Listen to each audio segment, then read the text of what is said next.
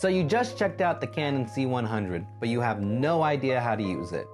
Don't worry, the Canon C100 is a very capable video camera and it is very user-friendly, especially if you're familiar with DSLR cameras. But before we get to a setup like this, we have to start like this.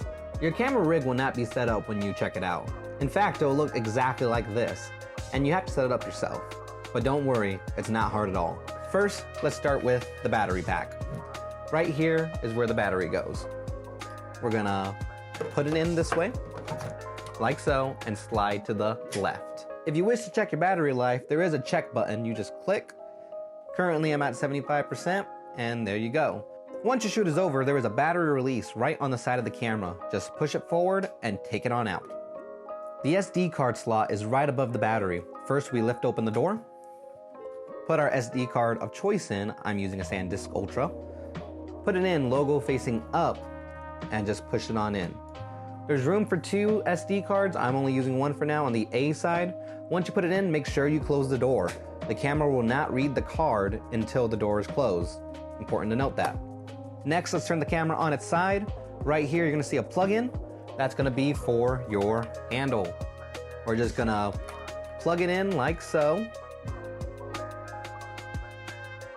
Make sure it gets all the way in there or else it won't work.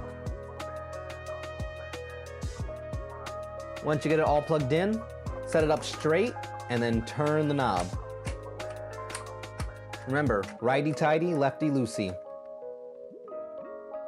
It is important to note, you can put the handle on wrong. Whatever direction it's facing when you start to turn it, it will lock into. So if you turn it sideways, it will let you go. I did it upside down the first time I did it. So make sure it's put on right with the joystick facing up. Moving on from here, we're gonna put the lens on. Now, if you notice right here, there's a red dot, and that's so we can line up our lens perfectly. There's also a red dot right here. And if we just line them up, they just pop right in and it locks into place. Once your shoot is over, on the side of the camera right here, there's a button. Push it and turn your camera the opposite direction and take your lens off.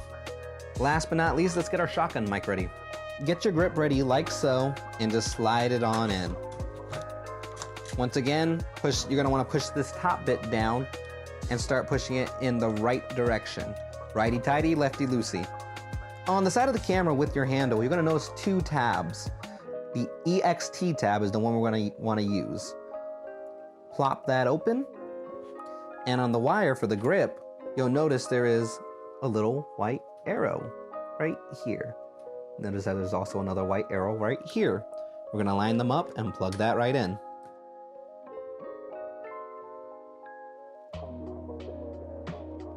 Now your camera rig should look like this, and theoretically we can stop there. The tip of the rig actually picks up audio, with this being the right and this being the left. But since we already have a shotgun mic included, we might as well put that on. All we have to do is open this, grab our shotgun mic, tighten it on, and then plug in the XLR cable into one of the channels. I'm gonna do channel 2. Now on the opposite side of the grip is where we can actually control our audio. So this is channel 1 and this is channel 2. Currently we're using channel 2 for our shotgun mic, so let's start there. We want an external mic, already checked, and we want it to be powered with our camera battery. So we're gonna wanna push it all the way over to mic plus 48V. This means automatic and manual up top. If you set it to automatic, the camera's gonna do the audio adjusting for you. If you set it to manual, you can control it yourself. And you can control it via the top of the camera. As you can see, you have the numbers there for you to adjust the audio. And that's that. Our camera rig is all set up. So moving on to some aspects about the camera itself, let's turn on the camera. We have 2 options. We have the media and we have camera. Media will allow you to view all the content on your SD card via the camera. Camera will actually allow you to record your video. So don't worry, if you put it on media and you can't record, it's meant to do that. Don't confuse the two. I'm gonna put it on to camera right now and show you how to format the SD card. Here's our screen right here, and we're actually gonna control it via the joystick on the handle. I'm just not gonna set any of this and go on in. From here to format the SD card, we're gonna click on Menu, And we're gonna go all the way down to other functions. We're gonna go all the way down, a lot further than you think, to click initialize media. From here, it's gonna ask you what do you wanna initialize. You're gonna either click A or B. I'm not gonna initialize my media as I actually have some stuff I recorded on this camera already. Now, if we move up from other functions to camera setup, we have a lot of options we can mess with here. Right on the top is light metering. We can have, right now it's currently set to standard, but let's say you're recording a play and there's a spotlight going on right now, you can change it to spotlight. Or they have backlight. Just all depends on what you got. You can go down to cinema locked and you can toggle it to make it, give it that more cinema feel. Now that our SD card is formatted, let's talk about some of the features this camera has. So there's 4 buttons on the side we see right here. We got magnify, peaking, zebra, and wave formation. Magnify simply zooms in on the image.